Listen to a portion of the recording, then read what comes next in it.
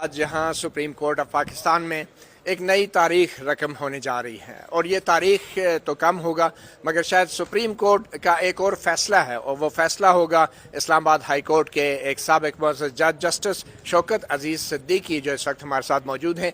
Supreme court में इनकी एक आइनी दरख्वास्त ज़ेर समात है और आज 5 रुकनी बेंच जिसकी सरबराही चीफ जस्टिस उमर अता बंदयाल कर रहे थे, उन्होंने कल तक आज की समात मौखर की है और कल बड़ा अहम दिन है। ये अहम दिन सिर्फ जस्टिस शौकत अजीज़ सिद्दीकी के मुस्तकबिल के लिए नहीं बल्कि मौजूदा हुकूमत नून लीग इत्तेहादी हुकूमत जो है उसके बयानिए के लिए भी है, क्योंकि नून लीग की यही जमात थी कि जब अपोजिशन में थी तो कहा जाता था कि ISI के आला हुकाम ने और इस्टेब्लिशमेंट ने मिलकर उनको अदालतों पे असरअंदाज हो के सज़ाएँ दिलवाई हैं नून लीग के कायदीन को, और उसके एक सबसे बड़े गवाह जो थे वो इस्लामाबाद हाई कोर्ट के जस्टिस शौकत अजीज़ सिद्दीकी थे, जिन्होंने रावलपिंडी बार एसोसिएशन से खिताब में बहुत से इंकशाफात किए थे कि ISI के आला अफसरान ने उनसे मुलाकात करके उन पर दबाव डालने की कोशिश की थी और ख़ास तौर पर शरीफ ख़ानदान को ज़मानतें ना देने के तरीके भी मालूम करते रहे।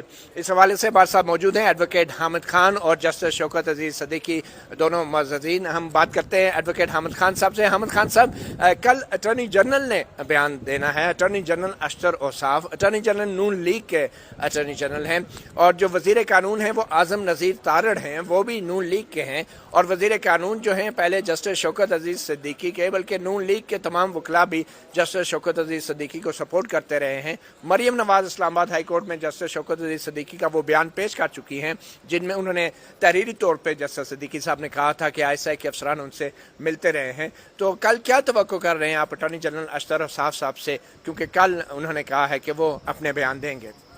ये तो आपको अशतर बताएंगे कि वो क्या करने वाले हैं। बहरहाल कल तक बात बाहर आ जाएगी। मैं उम्मीद करता हूं कि वो आज़ादाना तौर पे अपना मौक़िफ़ इख्तियार करेंगे। किसी जो है किसी ख़ास प्रेशर ग्रुप या उस सोर्स से दबाव बर्दाश्त नहीं करेंगे, बल्कि जो उनकी इंडिपेंडेंट और जो आइन के मुताबिक राय होगी वही देंगे इंक्वायरी के बारे में, क्योंकि सबसे अहम चीज़ यही है। पिछली दफ़ा जब अभी ये अटॉर्नी जनरल नहीं बने थे, अभी हुकूमत नहीं बदली थी, तो मार्च में ये बात बेंच ने कही थी उस वक्त अटॉर्नी जनरल खालिद जावेद साहब को। उन्होंने कहा था कि हमने आपसे ये पूछना है इनके बहस के इख्तिताम के बाद कि आप क्या कहते हैं, क्या इंक्वायरी मैंडेटरी है, जिस तरह हमारी बहस है कि बग़ैर इंक्वायरी की कोई रिपोर्ट नहीं दी जा सकती और कोई उसके ऊपर एक्शन नहीं हो सकता, क्योंकि बाकी चीज़ें फिर विदाउट जुरिस्डिक्शन है। मैं उम्मीद करूंगा कि वो आइन की तशरीह जो है वो दुरुस्त करेंगे और इंक्वायरी के बारे में सही मौक़िफ़ इख्तियार करेंगे। अच्छा हामिद खान साहब, जो बैरिस्टर खालिद जावेद थे जो इमरान खान की हुकूमत के अटॉर्नी जनरल थे, बुनियादी तौर पे उनका क्या मौक़िफ़ था जो अभी तक रिकॉर्ड पे आया? अभी तक तो उन्होंने बहस शुरू ही नहीं की थी, तो इसलिए मैं कुछ नहीं कह सकता, लेकिन एक खूबी ज़रूर थी खालिद जावेद साहब में कि वो बात बड़ी खुल के और दिलेराना कर जाते थे। यही उनकी बहुत बड़ी खूबी थी। तो उनसे मैं यही तवक्को करता था कि इंक्वायरी के बारे में आर्टिकल 209 में जो उसके इंदराजात हैं 209 के, उसके मुताबिक इंक्वायरी के बग़ैर किसी किस्म की रिपोर्ट जो है वो बुनियादी तौर पर जुरिस्डिक्शन के बगैर होती है और वो ये मौक़िफ़ लेते हैं। बहरहाल अब सूरत हाल मुख्तलिफ है। दूसरे अटॉर्नी जनरल साहब हैं, ये भी बड़े माशाल्लाह कॉम्पिटेंट समझे जाते हैं, दूसरी दफ़ा अटॉर्नी जनरल बने हैं। उम्मीद है कि वो सारे प्रेशर से आज़ाद होकर सही मौक़िफ़ इख्तियार करेंगे। अच्छा, इस जस्टिस शौकत अजीज़ सिद्दीकी साहब के केस में जो अटॉर्नी जनरल हैं, क्या उनको सुप्रीम कोर्ट ने मुआवनत के लिए नोटिस पे बुलाया है या वो वफाकी हुकूमत की नुमाइंदगी करेंगे? देखो, उनकी दोनों हैसियतें हैं, बल्कि मैं ये कहूँगा 3 हैसियतें हैं। एक तो ये है कि अटॉर्नी जनरल जो है वो हुकूमत का प्रिंसिपल ऑफिसर होता है और इसलिए उसने हुकूमत की भी नुमाइंदगी करनी होती है। दूसरा ये कि वो जो है उसने हुकूमत को सही मशवरा भी देना होता है और अदालत को सही मशवरा देना होता है, हुकूमत को नज़रअंदाज करके भी देना होता है कि जो आइन कहता है, कानून कहता है, उसके मुताबिक कहना चाहिए। उसको अपने पार्टी से भी प्रेशर नहीं लेना चाहिए और किसी इंटेलिजेंस एजेंसी से भी नहीं खौफज़दा होना चाहिए। اور تیسرا اس کیس میں خاص طور پہ جو ججز کے خلاف کیسز ہوتے ہیں اس میں وہ پروسیکیوٹر بھی ہوتا ہے سپریم جوڈیشل کونسل کی طرف سے، تو اس حیثیت میں بھی اس نے پیش ہونا ہے کہ اس حیثیت میں وہ کیا کہتا ہے. یہ تینوں حیثیتوں میں بہرحال چاہے کتنی بھی حیثیتیں ہوں لیکن آئین تو بڑا واضح ہے. لیکن اٹارنی جنرل کے آفس سے ہی ایک شخصیت نے بطور پروسیکیوٹر جسٹس شوکت عزیز صدیقی کو ان کے عہدے سے ہٹانے میں بڑا کردار ادا کیا. وہ کون سے اٹارنی جنرل تھے اور کیا اب attorney general office you turn لے سکتا ہے اپنی اس پوزیشن سے جو بطور پروسیکیوٹر انہوں نے جوڈیشل کونسل میں استعمال کی؟ دیکھیے وہاں پر تو دیکھا جائے تو کوئی پروسیڈنگز ہوئی نہیں تھی. ایک پیشی ہوئی تھی وہ بھی ان کیمرہ ہوئی تھی، اس لیے وہاں پر تو اٹارنی جنرل نے بظاہر کوئی بھی بحث نہیں کی تھی. کون تھے اس اٹارنی جنرل؟ وہ اس وقت تھے انور منصور صاحب. اچھا، میں نے انہوں نے اپنی زبان سے ایک لفظ بھی نہیں کہا تھا. ہم نے یہ ریکویسٹ کی تھی کہ آئیے اگر آپ نے پروسیڈ کرنا ہے تو ہمیں اوپن ٹرائل دیں، اور پھر اوپن ٹرائل میں ہم اپنے وٹنس لائیں گے اور ان کے وٹنسز کو روح ضامن کریں گے. تو سپریم جوڈیشل کونسل تو اس طرف گئی ہی نہیں، انہوں نے گھر بیٹھے ہی ایک رپورٹ سبمٹ کر دی بغیر کسی انکوائری کے. لہٰذا وہاں پر اس وقت کے اٹارنی جنرل کا کوئی موقف سامنے نہیں آیا. ٹھیک ہے رپورٹ میں لکھا ہے لیکن وہ سارا اپنی طرف سے فرضی موقف لکھا گیا ہے. اچھا، اس وقت وفاقی حکومت کی طرف سے بھی تو ایک وکیل پیش ہو رہے ہیں، ان کا تعلق بھی اٹارنی جنرل آفس سے ہے اور وہ ہیں ایڈیشنل اٹارنی جنرل سہیل صاحب، محمد سہیل احمد صاحب. تو ان کی کیا اس وقت پوزیشن ہوگی؟ کیا وہ اٹارنی جنرل سے مختلف رائے رکھ سکتے ہیں بطور نمائندہ وفاقی حکومت؟ میرے خیال میں یہ کیس اس طرح واضح ہے، کوئی رائے مختلف ہو نہیں سکتی انلیس آپ آئین کو ٹھیک طرح پڑھنا نہیں چاہتے ہوں اور اس کے اراؤنڈ پڑھنا چاہتے ہوں تو وہ اور بات ہے. ادروائز کوئی بھی وکیل جو ہے جس کی انڈیپینڈنٹ سوچ ہے اور جو آئین کو بالکل صحیح واضح طور پہ پڑھتا ہے اس میں انکوائری کے بارے میں دو آرا ہو نہیں سکتے. اچھا، اب یہ بتائیں کہ آپ کے جو کلائنٹ ہیں سابق جج جسٹس شوکت عزیز صدیقی، اب وہ تو پچھلے سال ریٹائر ہو گئے، 1 سال ہو گیا ہے ان کی ریٹائرمنٹ کو بھی. اب اگر ان کے حق میں فیصلہ آ بھی جاتا ہے تو اس کا کیا مطلب ہوگا؟ اس کا مطلب بہت بڑی بات ہے جس کو ہم انگریزی میں ونڈیکیشن کہتے ہیں. وہ ونڈیکیٹ ہو جائیں گے، سرخرو ہو جائیں گے ساری قوم کے سامنے. کس کے خلاف سرخرو ہوں گے؟ ان کے خلاف جنہوں نے ان کے خلاف یہ غلط کیس اور جعلی کیس بنوایا. وہ کون ہیں؟ آپ کے سامنے ہیں، وہ ہماری کون سی ایجنسیز ہیں، انٹیلیجنس ایجنسیز جو یہ کام کرتی ہیں. وہ تو اگر ان کو بحال کر دیا جاتا ہے تو ان کی پینشن بھی بحال ہو جائے گی، ان کی مراد بھی بحال ہو جائیں گی اور یہ اپنے نام کے ساتھ جسٹس ریٹائرڈ بھی لکھوا سکیں گے. یہی بات ہے، ہونا چاہیے بالکل. تو کیا آپ کے کلائنٹ اپنے موقف پہ قائم ہیں اور کیس جیتنے کے بعد بھی کیا وہ اصرار کریں گے اپنے اصولی موقف پہ کہ جس طرح خفیہ اداروں نے ان کو اپروچ کیا ان کے خلاف تحقیقات ہونی چاہیے؟ دیکھیے ان کی بہت بڑی خوبی ہے کہ سچ بات کرتے ہیں اور حق کی بات کرتے ہیں اور حق کی خاطر انہوں نے اتنا زیادہ سفر بھی کیا ہے. ہم سمجھتے ہیں جو وکلا ہمارے بھائی اتنے لوگ آتے ہیں ان کے کیس سننے کے لیے اور در حقیقت ان کی اسٹینڈ کو انڈورس کرتے ہیں کیونکہ یہ سچائی پر موقف مبنی تھا اور ہم سمجھتے ہیں کہ ان کا بحال ہونا، ان کے حق میں فیصلہ ہونا عدلیہ کی آزادی کے لیے بہت اہم ہے. لیکن ان کے حق میں فیصلہ ہونے کا مطلب کیا ہوگا کہ کیا خفیہ اداروں کے ان اعلیٰ افسران کے خلاف انکوائری ہوگی جو ابھی بھی وردی میں ہیں؟ یہ بات کی باتیں ہیں، میں اس کے بارے میں اس سٹیج پہ کچھ کامنٹ نہیں کر سکتا. ویسے ہونی تو چاہیے اگر ضروری ہے. اب پتہ نہیں کیا فیصلہ آتا ہے، فیصلے کے مطابق ہی ہوگا نا جو بھی ہوگا. آخر میں آپ خود بھی وکیل ہیں، مریم نواز کی اپیلوں کی سماعت کے دوران باقاعدہ تحریری طور پہ جسٹس صدیقی صاحب کا بیان بھی جمع کرایا گیا ایک ثبوت کے طور پہ کہ کس طریقے سے ایون فیلڈ کیسز میں اور پاناما کیسز میں ان کو سزائیں دلوائی گئی ہیں. تو اس کیس کی سماعت کرنے والے بینچ میں بھی ایک معزز جج ایسے ہیں جو کہ احتساب عدالتوں کے نگران جج تھے. تو آپ سمجھتے ہیں کہ کوئی کانفلکٹ آف انٹرسٹ ہے اس بینچ پہ موجود ایک معزز جج کا جو نگرانی کرتے رہے ان عدالتوں کی کہ جن عدالتوں کے فیصلوں کے خلاف اپیلوں میں جو ہے وہ معزز ججز جو ہے ان کو اپروچ کیا جاتا رہا خفیہ اداروں کی طرف سے؟ دیکھیے میں ان کیسز میں وکیل نہیں تھا اور نہ مجھے اس کے بارے میں کوئی گہری انفارمیشن ہے کہ میں اس بارے میں جو آپ سوال پوچھے ہیں اس کا کوئی میں جامع جواب دے سکوں. اچھا، بہت شکریہ ایڈوکیٹ حامد خان صاحب.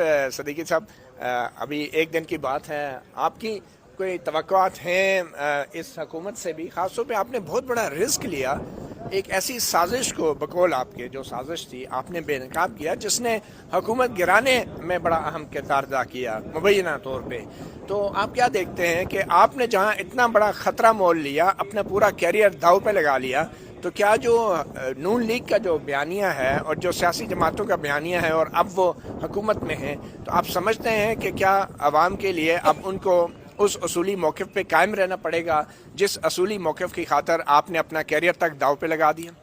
دیکھیں، میں تو سپریم کورٹ میں اس وقت آیا جب پاکستان میں تحریک انصاف کی حکومت تھی اور جناب عمران خان صاحب ملک کے وزیر اعظم تھے.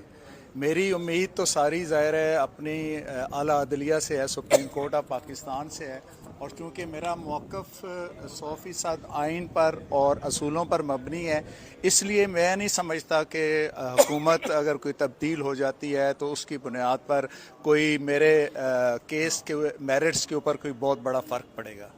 تو آپ نے جو اتنے بڑے بات کی، دعوے کیے تقریر میں، تو اب اگر آپ کے حق میں فیصلہ ہو جاتا ہے تو آپ وہ سارا معاملہ بھول جائیں گے یا اس کو مزید آگے لے کر چلنا چاہیں گے، یا آپ کی جو توقع ہوگی کہ حکومت اس تمام معاملے میں یا عدلیہ انکوائری کرے؟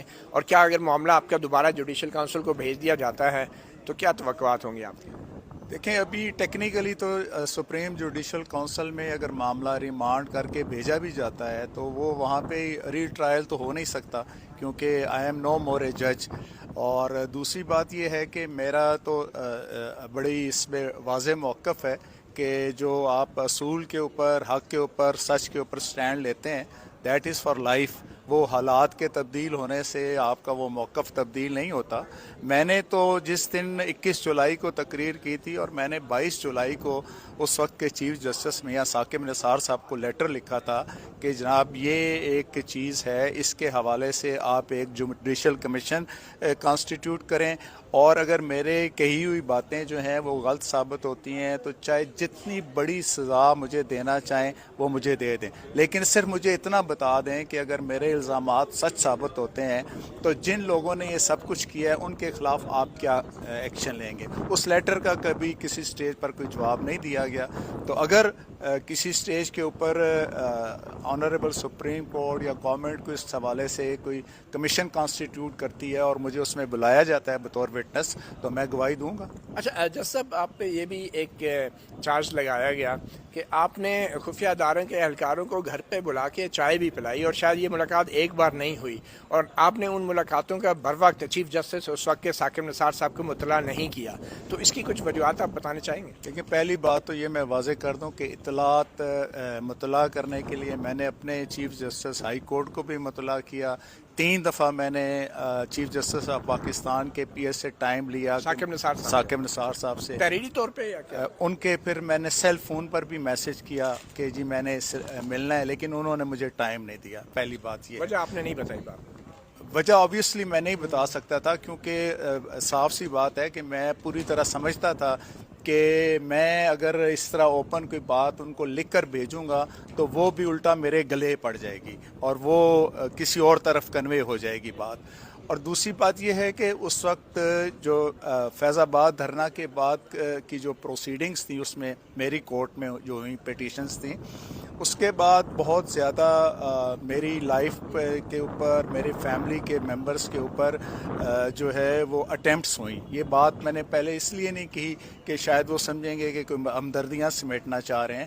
تو پھر مجھے جو بتایا گیا جی کہ آپ کے سیکیورٹی ایشوز کے حوالے سے ان کے کوئی سینئر آفیسر آپ سے ملنا چاہتے ہیں، اس سے پہلے میری ان سے قطعاً کوئی ملاقات بھی نہیں تھی. تو یہ فرسٹ ٹائم اس طرح ہوا کہ میری ان سے ملاقات ہوئی. تو میرے گھر ظاہر ہے وہ آئے، मेरी इजाज़त से आए और ये इस पर्पज़ के लिए आए थे। और वो चाय पिलाना तो ज़ाहिर है हमारी रवायत है, हम पटवारिये लोग हैं, चाय तो ज़रूर पिलाते हैं। लेकिन आपने कंटेम्प्ट ऑफ कोर्ट प्रोसीडिंग नहीं की। मैं नहीं कर सकता था क्योंकि मुझे मेरे बड़ों की सपोर्ट हासिल नहीं थी। मेरे चीफ जस्टिस ऑफ पाकिस्तान की सपोर्ट उस वक्त हासिल नहीं थी, मेरे अपने चीफ जस्टिस की सपोर्ट हासिल नहीं थी। अगर मैं इनिशिएटिव लेता तो वो मेरे गले पड़ जाता। नहीं तो गले तो फिर भी पड़ गई आपकी तकरीर। बहरहाल वो तो अच्छा, आप तकरीर करने की वजह क्या थी, क्या जरूरत पड़ी, अचानक सब कुछ आपने बता दिया? ये मेरा ख्याल है कि जो भी बात मैंने आपसे बताई है फैमिली वाली, अपने वाली, तो प्लस ये मैं समझता था कि मुझे शायद फिर मौका ना मिले या वक्त ना मिले अपने हक़ाइक़ बयान करने का। तो मैं उन लोगों की तरह नहीं हूँ जो रिटायरमेंट के बाद अपनी सफाई में अपनी ऑटोबायोग्राफी लिखते हैं। आप अगर मौजूद हैं, एक चीज़ गलत होता देख रहे हैं, तो आपका फ़र्ज़ है कि आप उस पर करें। बहुत शुक्रिया जस्टिस साबिक जज Islamabad high court justice Shaukat अजीज सदीकी। कल अटॉर्नी जनरल अशतर औसाफ ने दलाइल देने हैं और अटॉर्नी जनरल अशतर औसाफ इत्तेहादी हुकूमत और ख़ास तौर पर नून लीग के वज़ीर आज़म शहबाज शरीफ के अटॉर्नी जनरल तो हैं, मगर कल आइन के तहत अटॉर्नी जनरल ऑफिस ने सुप्रीम कोर्ट की मुआवनत करनी है, किसी हुकूमत की नुमाइंदगी नहीं करनी। और उनके साथ जो एडिशनल अटॉर्नी जनरल हैं सोहेल अहमद साहब, उन्होंने वफाकी हुकूमत की नुमाइंदगी करनी है। अब कल अटॉर्नी जनरल क्या बयान देंगे? एक तरफ तो अटॉर्नी जनरल का मुमकिना बयान है जो कल सुप्रीम कोर्ट में आना है साबिक जज शौकत अजीज सदीकी के इस केस में, और दूसरी तरफ वो बयानिया है जिस बयानिया के ऊपर नून लीग पिछले कई साल से खेल रही है और कहा सेलेक्टर्स और सेलेक्टेड का जो बयानिया है उसके अंदर शौकत अजीज सदीकी साहब का जो तहरीरी बयान सुप्रीम कोर्ट में जमा कराया गया था आला फौजी अफसरान की मुलाकात के हवाले से, वो बयान भी मरीम नवाज़ के अपीलों के समात में जमा कराया गया है। और ये बहुत ही टाइट रोप वॉक है जो अटॉर्नी जनरल अशतर औसाफ ने करनी है। मगर ज़रा ये बता रहे हैं कि अटॉर्नी जनरल जो हैं वो जो सियासी बयानिया है हुकूमत का उसको लेकर चलेंगे, उसको बचाएंगे और शायद फेयर ट्रायल के नाम पे ये तवक्को करेंगे सुप्रीम कोर्ट से कि ये तमाम कार्रवाई ख़त्म की जाए। वैसे भी अब शौकत अजीज़ सदीकी इस्लामाबाद हाई कोर्ट के जज नहीं रहे, अब मामला सिर्फ पे और पेंशन का है। ये मामला शायद किसी साबिक जज की पे और पेंशन का होगा, मगर शायद इससे भी बड़ा मामला वो वाक़यात हैं जिनका जिक्र एक साबिक जज इस्लामाबाद हाई कोर्ट कर चुके हैं। और उन वाक़यात की इंक्वायरी कौन करेगा? क्या हुकूमत करेगी, जुडिशल काउंसिल करेगी या सुप्रीम कोर्ट करेगी? इस सवाल का जवाब शायद हमें कभी भी न मिल पाए।